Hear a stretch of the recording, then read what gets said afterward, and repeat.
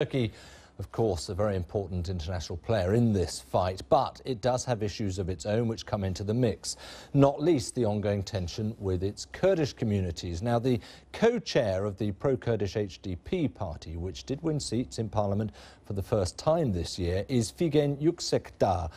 Dubbed Turkey's most important woman, she spoke to me a short while ago, and I asked her first what she made of those Russian claims that Turkey is getting oil from IS. Well, first of all, thanks very much indeed for speaking to us today. Can I ask you, you know the allegation coming from the Kremlin, from President Putin, that Turkey is buying oil from IS. There's a busy trade going on there. Do you agree with him? Türkiye hükümetinin geride bıraktığımız yıllar boyunca Over the last couple of years, we have voiced strong allegations about the Turkish government's direct or indirect support for so-called Islamic State. Therefore, we think that the allegations about the oil trade between Turkey and Islamic State are not without basis. The Turkish government has provided concrete logistical support for Islamic State militants in terms of facilitating their flow back and forth into Syria and their training. You would know that President Erdogan has said, look, I'll go if they can prove that. So you need to come up with evidence. It's easy to say you think it's happening. Where's the evidence? Ne yazık ki bölgede o kadar yoğun bir kaos ve karmaşa ortamı var ki. Unfortunately, there is such chaos in the region, and this makes it very difficult to investigate and prove allegations of criminal activities. Eyewitness reports are not being accepted as evidence in the court of law. So in answer to your question, no, we as a party don't have concrete evidence to prove the oil trade, but there is a relationship between the Turkish government and Islamic State. This has been going on in front of the eyes of neighbouring countries and people in the region. These allegations, of course, come off a further allegation, and that is that Turkey, the Turkish government, premeditated its attack on a Russian bomber, and that, of course, has escalated the situation between the two countries. I presume you think there may be some truth in that as well.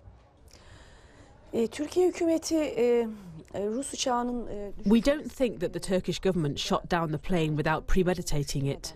For some time, the Turkish government has been trying to become more involved in Syria. The increased intervention was bound to happen by shooting down a plane or in other ways. We as a party supported the idea that Turkey should not interfere in the chaos in Syria, at least militarily, because Syria is our neighbour and any intensification of chaos in Syria would affect us directly too. This latest incident involving the shooting down of a Russian plane is linked to Turkey's attempts to have a stronger say in Syria. What sort of role do you think now Turkey can usefully play in terms of keeping Syrian refugees well housed, well looked after, persuaded that they don't need to, as we've seen in so many occasions for so long now, seek safer haven across much of continental Europe? Her şeyden önce Türkiye iç hukukunda. First of all, Turkey should recognise the refugee status of Syrians in Turkey. Failure to recognise them as official refugees prevents Syrians from living a decent life in Turkey. There are around 2.2 million Syrian refugees in Turkey, with only 250,000 of them in camps. The rest try to get by under very adverse conditions, such as homelessness, hunger and extreme poverty, without much legal protection. Those people risk ending up in the hands of people smugglers. This is a human tragedy, and as you know, large numbers of refugees die when they try to cross into Europe by the Aegean Sea. The European Union has just agreed to provide Turkey with funds to help refugees, but we must ensure that this money is spent under the supervision of human rights bodies so that we know it's being used for the benefit of refugees. I have one last question to ask you. It feels as if there is an international head of steam building up against IS at the moment. The Germans have just announced their readiness to take part. The British Parliament on Wednesday has a vote on essentially airstrikes or not in Syria. What would your message be to them?